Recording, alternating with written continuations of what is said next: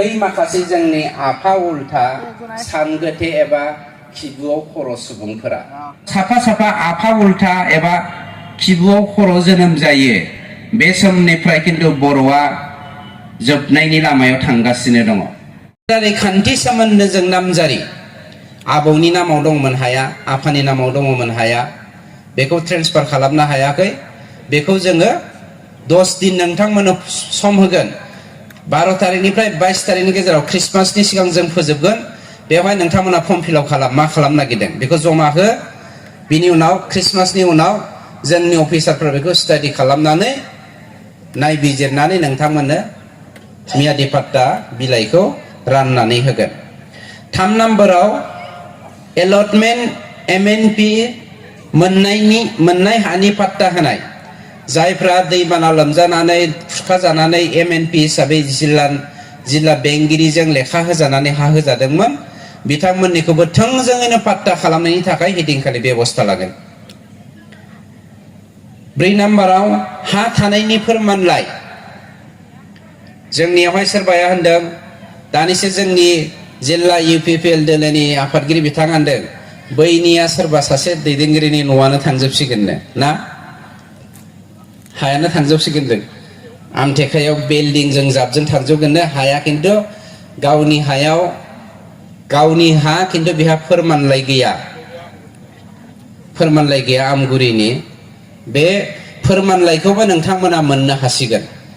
हा दङ नाथाय फोरमानलाइ गैया। नोंथांमोना गोख्रैनो बे 10 दिननि गेजेराव फर्म फिल आप खालामनानै जमा हो, बेखौबो नोंथांमोना मोननो हागोन। 5 नाम्बाराव सिटानि फोरमान लिरथि। सिटायाव नामजारि गैयै, नाम लिंखनजायै माखासे सुबुंफोर दङ नङा होमबा, बिथांमोनखौबो लिरखांनानै होनाय जासिगोन, बेखौबो फर्म फिल आप खालामनो हागोन। 6 नाम्बाराव जमाबन्दी फोरमान लिरथि रेजिस्ट्रेसन खालामनायनि जा हाबाफारि, बेखौबो मावफुंनो हासिगोन बिना फैसायैनो। किन्तु नोंथांमोना हानि खाजोनाखौ होजोबना लाखा। ट्रेन्सफाराबो जागोन, बिफानि नामनिफ्राय बिबौनि नामनिफ्राय ट्रेन्सफार खालामनाय, बेफोर गासिबो जागोन गोरलैयैनो। फार्स्ट फैसा गारनाङा, खाजोना होआबा खिन्थु मावनाय नङा, बेखौ फोरमायनाय जाबाय।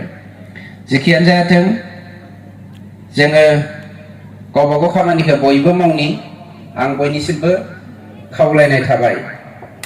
दानिया फैदो, आं मोनसे बाथ्राखौ बुंनो गोसो गैयाब्लाबो बुंनो गोनां जाबाय।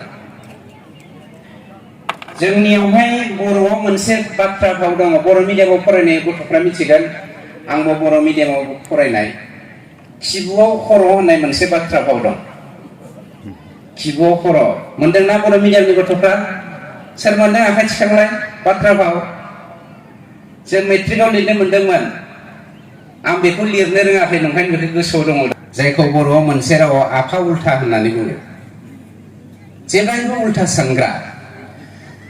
जोंनि समाजाव समाजखौ देख्रेबदों, सिफ्लेदों, थरल' थरल' दाननानै आलादा आलादा खालामनानै बोखावफ्लेदों बै माखासे जोंनि आफा उल्था सानगोथे एबा खिबुआव खर' सुबुंफोरा। 19 ब्रह्मनि दैदेननायाव डिभाइड आसाम 50-50 खौ स्टार्ट खालामदों। पेरेलेलि बे मोनसे समावनो मानाव गेदेर रन्जन दैमारिनि दैदेननायाव बर'फोरा गावनि थामोनथाइनि थाखाय अस्त्र हमनानै गसंथादोंमोन। बै समनि उननिफ्राय जों जुदि नायबोयोब्ला PTCF मुभमेन्ट, UTNLF मुभमेन्ट, बायदिसिना डेम'क्रेटिक पार्टिफोरनि मुभमेन्ट, बेफोरखौ जोङो नायोब्ला जोंनि बर'नि दैदेनगिरिफोरनि गेजेराव साफा साफा आफा उल्था जोनोम जादोंमोन। बेखौ बुंनो लाजिनाङा।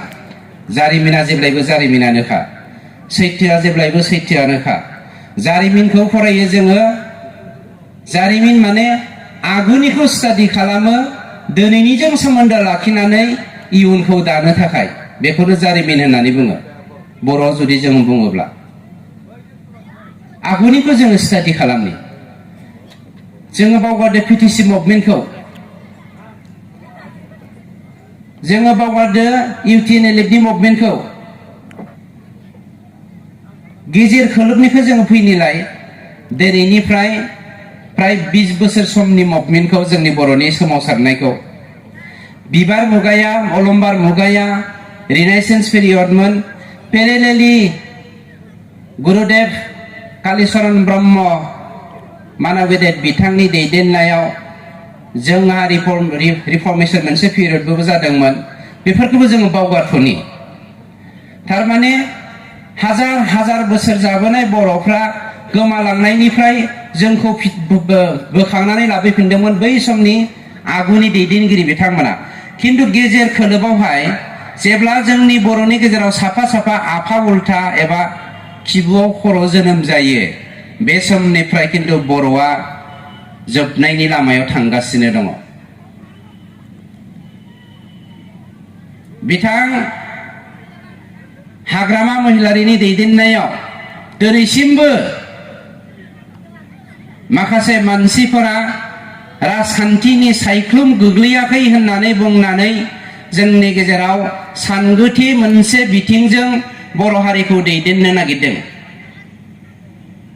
खिबुआव खर' होनना बुंनो नागिरदों जोङो जेब्ला बर'लेण्ड मुभमेन्ट खालामदोंमोन एनडिएफबिआ दुलाराय बर' फरायसा आफादा बड'लेण्ड मुभमेन्ट खालामदोंमोन थांखिया मोनसेबाबो पेरेलेलि जोङो गुबुन गुबुन लामाजों थांनानै हारिनि थामोनथायनि थाखाय खामानि मावदोंमोन बै समाव बर' हारिखौ फोजोबस्रांनायनि थाखाय हाग्रामा महिलारि बिथाङा गोबां खामानि मावदोंमोन जायखौ जोङो दिनै बुंनो नागिराखै किन्तु बिनि जारिमिनखौ आं नङा नोंथां नङा सोरबा सासे सानसे लिरखागोन बिनिफ्राय रावबो रैखा मोननाय नङा केवल मात्र गावनि पावारखौ दोनबाय थानायनि थांखि हारखौ बोखावनानै अमृत थाइसेखौ बिस बानायनानै दिनै बर' हारिखौ बोखावनो नागिरनाया जोंनि थाखाय दुखुनांथाव बाथ्रा मिथिगौ दिनै जोंनि बर'लेण्डआव प्राय 14 लाखल' बर'फोर दङ